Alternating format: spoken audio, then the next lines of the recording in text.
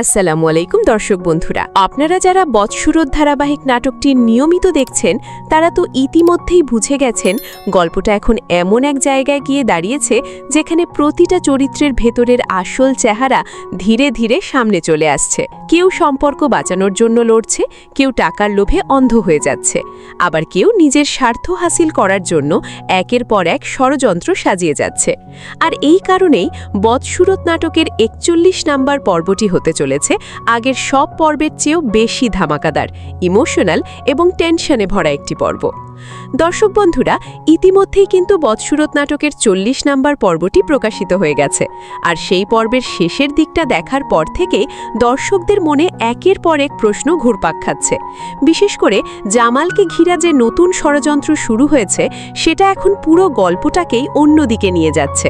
কারণ এতদিন যে মরিয়ম জামালের পাশে ছিল, জামালের জন্য পরিবারের সবার সাথে তর্ক করত, সেই মরিয়মের মনেই এখন সন্দেহ ঢুকিয়ে দেওয়া হচ্ছে।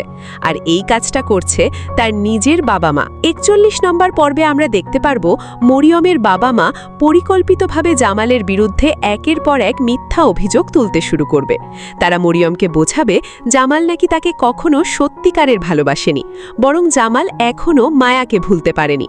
আর এই কথাগুলো ধীরে ধীরে মরিয়মের মনেও প্রভাব ফেলতে শুরু করবে। কারণ একটা সম্পর্কের মধ্যে যখন তৃতীয় ব্যক্তি বারবার সন্দেহ ঢুকিয়ে দেয়, তখন ভালোবাসাটাও দুর্বল হয়ে পড়ে। এখানেই শুরু হবে নতুন ঝড়। অন্যদিকে জামালের সৎমাও আবারও আগের রূপে ফিরে যাবে। এতদিন কিছুটা শান্ত থাকলেও এবার সে পুরোপুরি চেয়ারম্যানের সাথে হাত মিলিয়ে জামালের বিরুদ্ধে দাঁড়াবে। কারণ চেয়ারম্যান খুব ভালোভাবেই বুঝে গেছে জামাল যদি নিজের পরিবারকে আবার এক করতে পারে তাহলে তার সব পরিকল্পনা ভেস্তে যাবে। তাই সে এবার নতুন খেলা শুরু করবে। বাইরে থেকে ভালো মানুষের অভিনয় করলেও ভেতরে ভেতরে সে এমনভাবে সবাইকে ব্যবহার করছে যেন পুরো পরিবারটাই তার হাতে একটা দাবার বোর্ড। দর্শক বন্ধুরা, ৪১ নাম্বার পর্বের সবচেয়ে বড় ধামাকা হতে পারে রোমানকে ঘিরে। কারণ জেল থেকে বের হওয়ার পর রোমান সত্যিই বদলাবে নাকি আবারও চেয়ারম্যানের সাথে হাত মিলিয়ে নতুন ষড়যন্ত্র শুরু করবে সেটা এখনো পরিষ্কার না। তবে বিভিন্ন ইঙ্গিত দেখে মনে হচ্ছে রোমান আবারও ভুল পথে হাঁটতে পারে। আর যদি সেটা হয় তাহলে জামালের জীবনে নতুন বিপদ নেমে আসবে। কারণ একদিকে পরিবার, অন্যদিকে শত্রু, দুই দিক থেকেই চাপ বাড়তে থাকবে তার ওপর। এদিকে মায়ার জীবনেও শান্তি নেই। বদরুল ধীরে ধীরে মায়ার ওপর সন্দেহ করতে শুরু করেছে। সে মনে করছে জামাল আর মায়ার মধ্যে এখনও কোনো সম্পর্ক রয়েছে। বিশেষ করে গ্রামের কিছু মানুষের কথা আর নিজের বড় ভাইয়ের ইঙ্গিত শুনে বদরুল আরও রেগে যাবে। আর এই রাগ থেকেই সে জামালকে ফোন করে সরাসরি হুমকি পর্যন্ত দিতে পারে। কিন্তু মায়া যখন জানতে পারবে বদরুল এসব কথা বলছে, তখন সে চুপ থাকবে না, বরং সে নিজে গিয়ে বদরুলের সামনে দাঁড়াবে এবং স্পষ্ট জানিয়ে দেবে তার সম্মান নিয়ে আর কেউ খেলতে পারবে না। অন্যদিকে নাটকের সবচেয়ে ইমোশনাল অংশ হতে চলেছে জামাল আর মায়াকে ঘিরে।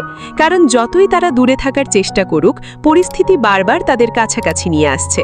জামাল এখন বুঝতে শুরু করেছে জীবনের সবচেয়ে বড় ভুলটা সে মায়াকে হারিয়েই করেছে।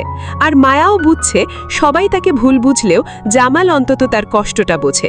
কিন্তু সমস্যা হলো এই অনুভূতিগুলোই আবার নতুন ঝামেলার কারণ হয়ে দাঁড়াবে। ৪১ নাম্বার পর্বে আরও দেখতে পারবো মরিয়ম ধীরে ধীরে অনেক বদলে যাচ্ছে। তার ভেতরে রাগ, অভিমান আর সন্দেহ একসাথে জমতে শুরু করেছে। আর তার বাবা মা এই সুযোগটাই নিচ্ছে। তারা চায় যেভাবেই হোক জামালের সম্পত্তির ওপর নিয়ন্ত্রণ নিতে।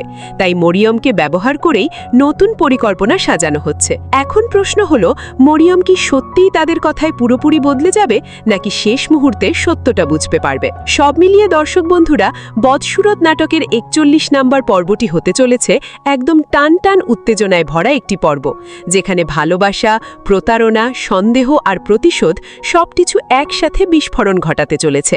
বিশেষ করে জামালকে ঘিরে যে নতুন চক্রান্ত শুরু হয়েছে সেটা নাটকের পুরো মোড়টাই ঘুরিয়ে দিতে পারে। তো আপনাদের কি মনে হয়, মরিয়ম কি সত্যিই জামালের বিরুদ্ধে চলে যাবে? রোমান কি আবারও নতুন ষড়যন্ত্রে জড়াবে? আর মায়া ও জামালের সম্পর্ক কি আবারও নতুন দিকে মোড় নেবে? আপনাদের মূল্যবান মতামত অবশ্যই কমেন্টে জানাবেন। আর আপনারা যারা বৎসুরত নাটকের ৪১ নাম্বার পর্বটি সবার আগে দেখতে চান তারা অবশ্যই ঈগল ইসলামিক নাটক ইউটিউব চ্যানেলটি সাবস্ক্রাইব করে বেল আইকন অন করে রাখবেন।